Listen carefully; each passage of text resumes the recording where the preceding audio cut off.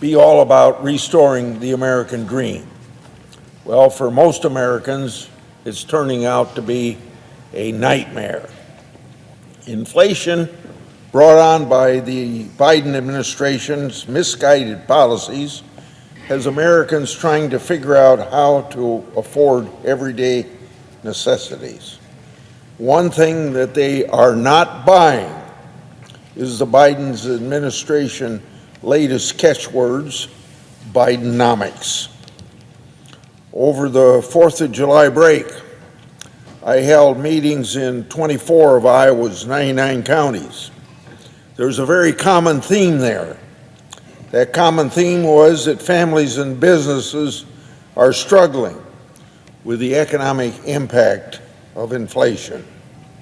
It's not just Iowans who are feeling the pain from the economy under the Biden administration. According to a recent Associated Press survey, only 34% of Americans approve of President Biden's handling of our economy.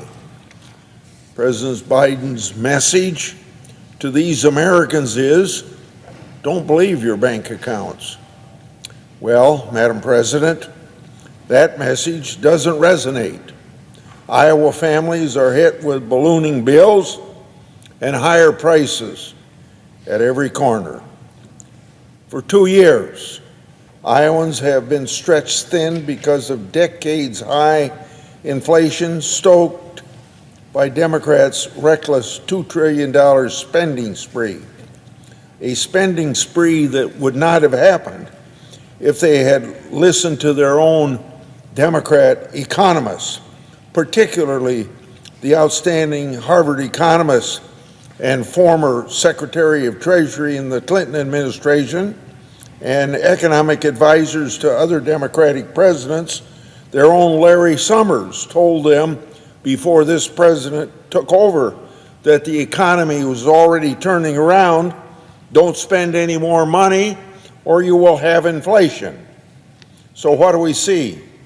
On average, American consumers are facing prices that are 16% higher today than when Biden took office.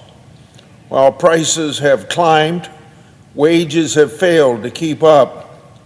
American workers have seen their paychecks shrink by more than 3% in real terms. Greetings, friends. It is happening. Inflation is finally beginning to fall. Officials have confirmed that millions of Americans currently do qualify for extra monthly benefits. This includes retirees and seniors that are experiencing financial struggles. My dearest friends, I will be sharing with you how you can find out if you are eligible for this relief. So please make sure that you watch until the end of this video. Also, to say thank you for being part of this community.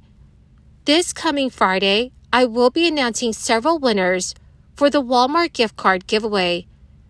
My dearest friends, if you would like to enter these weekly giveaways, please click and like several of my videos and then comment below the keyword of each video that you watch.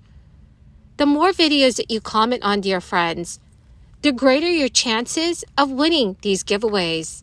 According to the National Council on Aging, there were more than 5 million older adults who did not have access to healthy food in 2019. More than 10% of Americans over 65 years old live in poverty. SNAP Benefits is a lifeline for millions of Americans.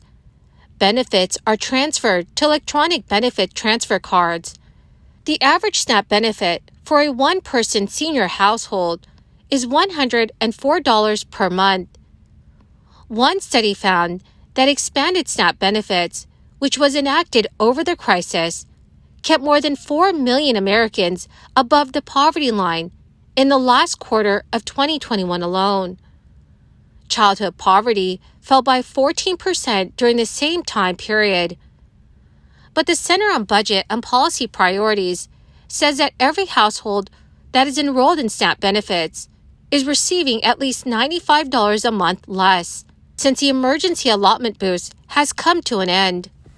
According to USA.gov, most states offer food assistance to lower-income, older adults.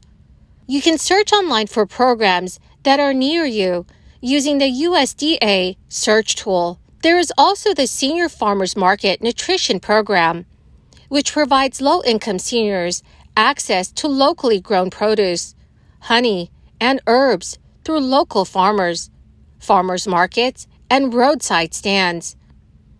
This program gives out coupons to seniors 60 years old and older with an income at or below 185% of the federal poverty level that can be exchanged for eligible foods. For fiscal year 2022, 57 states and territories received grants to operate the program, helping hundreds and thousands of Americans nationwide.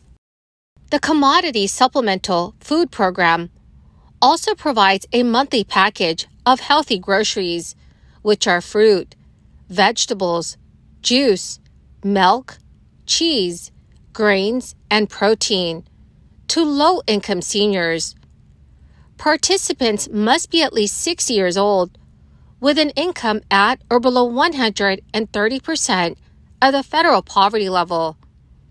States may also require that participants be at a nutritional risk, as determined by a physician or by agency staff. U.S. states, territories, and many communities may also have local initiatives ranging from grocery delivery to subsidized meal options.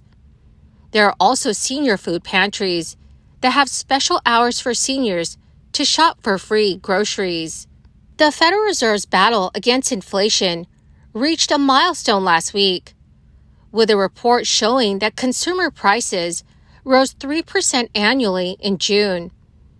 That is down from a four-decade high of 9.1% 1 year earlier.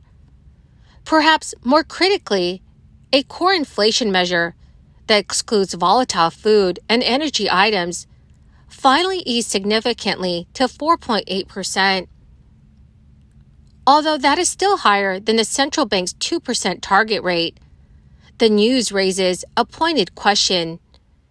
How much credit does the Fed deserve for lowering inflation so far? Some economists ascribe little or none of the progress on inflation to historic Fed interest rate increases, but the hikes get blamed for doing some damage. That includes propelling mortgage rates higher, pushing up rates for car loans and credit cards, as well as threatening to tip the economy into a recession. Joseph Lavorgna is a former top economic advisor in the former president's administration. Lavorgna stated, most of what has happened has not been Fed-related. Instead, Lavorgna, along with other economists, point to the unwinding of crisis-related supply chain bottlenecks, a sharp drop in commodity prices, and a pullback in consumer spending. Lavorgna cites what he says are two key pieces of evidence, which are core inflation that began easing in October, several months after the Fed started hiking in March. Economists generally agree the main reason inflation has slowed is that supply chain snags have somewhat improved. In the early days of the crisis, Americans stuck at home ordered lots of televisions, computers, furniture, and many other goods. Meanwhile, many truck drivers, along with port and warehouse employees, left the workforce for crisis-related reasons, and that led to severe product shortages and price spikes. So now Oxford Economics' Supply Chain Stress Index has fallen to about half of its peak early last year, though it is still above normal. Well, my magnificent and most marvelous friends, that is the end of my daily stimulus update video for this Monday. My dear friends, thank you so much for joining me here every day and for being part of this community. To say thank you for being part of this community, I will be announcing several winners this coming Friday for the Walmart gift card giveaway. My dearest friends, if you would like to enter these weekly giveaways, please click and like several of my videos and then comment below the keyword of each video that you watch. The more videos that you watch and then comment on, friends, the greater your chances of winning the weekly giveaways. Thank you so much and have a wonderful and very blessed week.